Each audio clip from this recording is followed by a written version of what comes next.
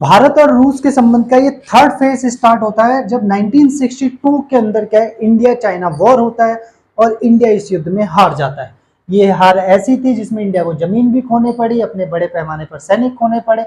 और जब सोवियत संघ ने हस्तक्षेप नहीं किया तो हम किधर की तरफ शिफ्ट हो गए, अब हम अमेरिका की तरफ थोड़े शिफ्ट हो गए और सोवियत संघ से हमने थोड़ी दूरियां बनाते गए, जो रूस था। क्लियर है। नेक्स्ट नंबर पे अब समझते हैं जब ये युद्ध हुआ अर्ज में, इसके अंदर क्या हुआ कि जब सोवियत संघ खत्म मतलब दूर हुआ और अमेरिका पास आया तो अमेरिका ने हम पे दबाव डालना शुरू किया। अमेरिका हमेशा जिस देश के साथ रहता है वो उसके ऊपर दबाव डालता है। इसका अंदाजा इस बात से लगा लो, पूरे यूरोप पर उसका दबाव है नाटो के चक्कर से। ऑस्ट्रेलिया पे दबाव रहता है, जो उसके जितने अमीर देश हैं इस समय, और वो अमीर तो हैं पर अमेरिका का उन पर बहुत ज्यादा दबदबा है।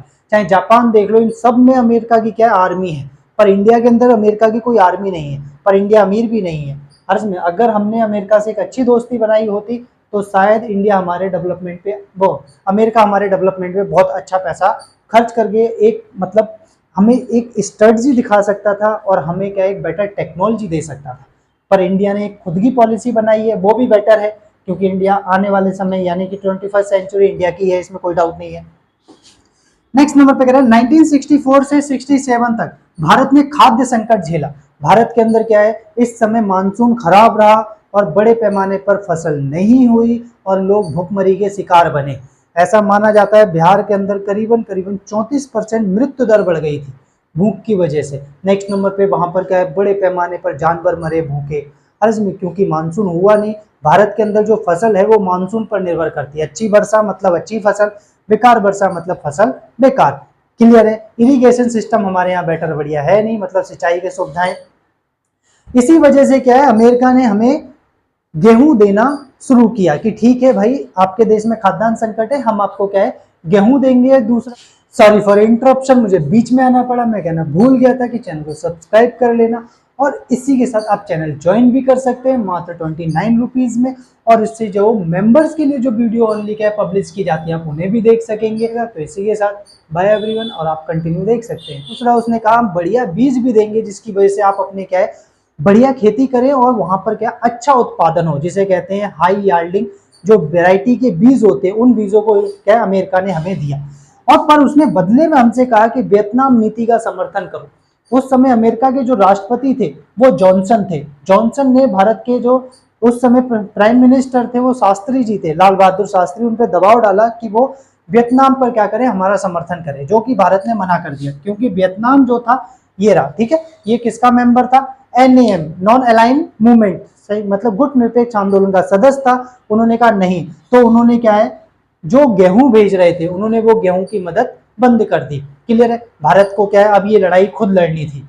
क्लियर है। हमें अपने खाद्यान्न संकट से निपटना था, क्योंकि पूरे देश के अंदर क्या है कहीं ना कहीं मानसून बेकार रहा था। अब इसी समय क्या हुआ, 1965 में चीन ने भी हमला कर दिया, सॉरी क्या नाम है, पाकिस्तान ने भी भारत के ऊपर हमला कर दिया। उसने देखा कि जब चीन जीत गया 1962 में तो भाई हम क्यों नहीं जीत सकते। इसने भी क्या है पहले कश्मीर को यानी कि पहले इसने क्या बोलते हैं कच्छ के रण पर हमला किया, ठीक है, फिर उसको UNO में सॉल्व कर लिया गया और जस्ट उसके बाद उसने जम्मू कश्मीर पे अटैक कर दिया। और जैसे ही जम्मू कश्मीर पर अटैक होता है, पर अब भारत ने 3 सालों के अंदर ही क्या है आत्मनिर्भर होना शुरू कर दिया। अब हम ना तो अमेरिका के ऊपर निर्भर रह गए थे, हमने क्या किया अपने वेपन्स बनाना खुद शुरू किया और 1965 की लड़ाई के अंदर हमने पाकिस्तान को बुरी तरह हराया। अब इस समय क्या है अमेरिका तटस्थ रहा। अमेरिका ना तो किसकी तरफ से बोला इंडिया की तरफ से, और ना ही उसने किसकी तरफ से बोला पाकिस्तान की तरफ से बोला। पर ऐसे में अमेरिका ये क्या नाम है सोवियत संघ यानी रूस कूद गया और रूस ने इंटरफेयर किया और इस युद्ध को शांत करवाया कि भाई अब युद्ध मत करो। क्लियर है। और उसने क्या है उज्बेकिस्तान की राजधानी ताशकंद के अंदर क्या समझौता करवाया और इसी समझौते के बाद क्या हुआ, लाल बहादुर शास्त्री की मृत्यु हो जाती है। भारत के अकेले प्रधानमंत्री थे जो विदेश में मरे थे, उन्हें हार्ट अटैक आ गया था। क्लियर है। 10 जनवरी 1967 को क्लियर है सोवियत संघ ने इसमें हस्तक्षेप किया, जिससे सोवियत संघ अब इंडिया के पास आना दोबारा से शुरू हो गया। 1971 के अंदर फिर संकट खड़ा हो गया, क्योंकि बांग्लादेश के अंदर बड़े पैमाने पर जो बंगाली मुस्लिम थे वो इंडिया आ रहे थे और पाकिस्तान उन पर क्या कर रहा था अत्याचार कर रहा था। ऐसा माना जाता है सेकेंड वर्ल्ड वॉर के बाद सबसे ज्यादा जो नरसंहार हुआ वो बांग्लादेश में हुआ। करीबन करीबन 30 लाख लोगों को क्या है मतलब पाकिस्तान की आर्मी ने मार दिया। 1 करोड़ लोग, उनमें इंडिया आए। अब भारत के पास बिना हस्तक्षेप करने का कोई ऑप्शन ही नहीं था, क्योंकि इतने बड़े पैमाने पर अगर लोग आ रहे हो, क्योंकि भारत खुद किस चीज से झेल रहा था संकट, खाद्यान्न संकट से उभरा ही था। ऐसे में हम 1 करोड़ लोगों को खाना कहाँ से देते, उन्हें रोजगार कहाँ से देते, उन्हें घर कहाँ से देते रहने के लिए। इसलिए भारत ने कहा इस मैटर को या तो आप हल करो, वरना इंडिया को मजबूरन इसमें हस्तक्षेप करना पड़ेगा। क्लियर। इंदिरा गांधी उस समय प्रधानमंत्री थी और वो पहुंचती हैं कहां पर, अमेरिका। हरस में नहीं है, 6 जुलाई 1971, ठीक है, यानी ये वो दिन था जब अमेरिका का क्या था, एक इंडिपेंडेंस डे था।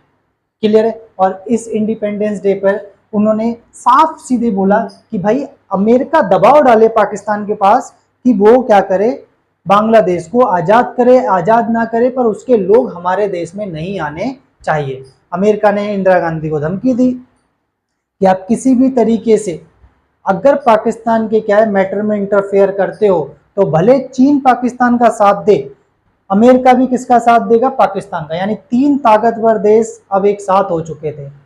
एक तो पाकिस्तान, एक क्या नाम है, अमेरिका जो विश्व की महाशक्ति, चाइना ने 1962 के युद्ध में भारत को पहले ही हरा चुका था, और पाकिस्तान जो दुश्मन देश था ही। ये तीनों देश इकट्ठे हो गए, भारत अकेला पड़ गया। इसी वजह से भारत उस समय चुप रहा। और भारत ने क्या किया, जुलाई के बाद अगस्त, 1 महीने बाद जस्ट उसने सोवियत संघ से संधि कर ली। इसी को हम बोलते हैं शांति, मित्रता और सहयोग की संधि।